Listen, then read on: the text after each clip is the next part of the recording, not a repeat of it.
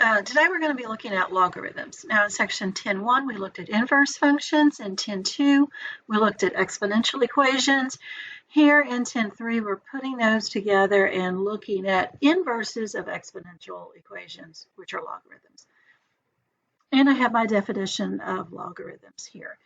There are several restrictions that this relies on. One of these is that the base cannot be 1. Now we have talked about like 1 to the 3rd power and 1 to the 5th power are both 1. And so I've got two different exponents here that will give me an answer of 1. Remember, when we're looking at inverse functions, we can have two different x's mapping to a y or two different y's going back to one of x.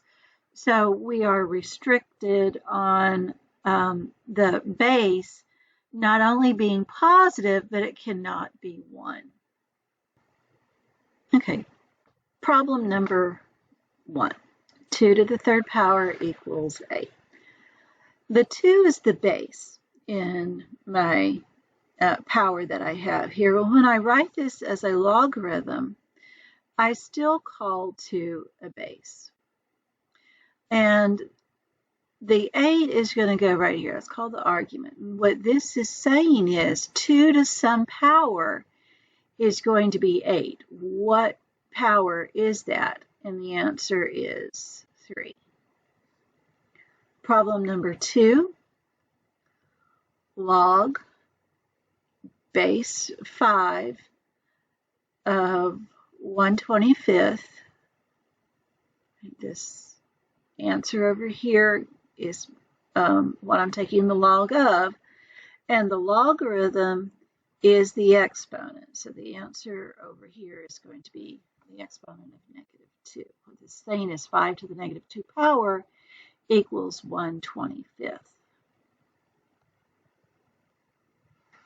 Now, if that sounds a little confusing to you at first, it may help to just sort of know where a couple of these numbers are supposed to go, and then hopefully the meaning will come to you as you work with these. The way that I learned the logarithms was, first of all, knowing where the base goes. And that was the easiest thing to do. This is called a base when I'm writing it in exponential form. It's called a base when I'm writing it in logarithm form. I remember my teacher telling me in high school that this is the base, and it's like the basement, so it's down at the bottom, just like a basement.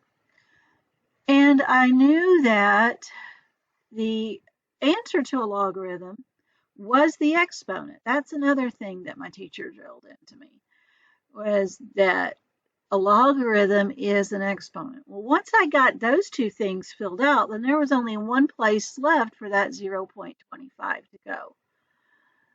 So that's kind of how I learned it, and it's just sort of stuck with me all through the years.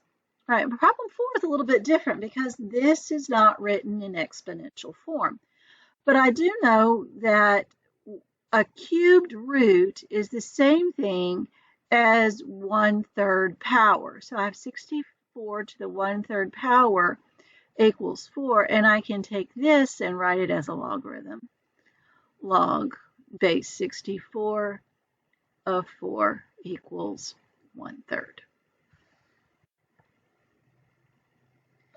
And that leads us to this next section where I'm starting with a logarithm and writing it in exponential form. The base is 7. Remember that the exponent is the answer to the logarithm, and the argument here is 49. So 7 squared is 49. That makes sense. So let me give you a couple of minutes to try to do the rest of these on your own. And there are your answers for the rest of those problems.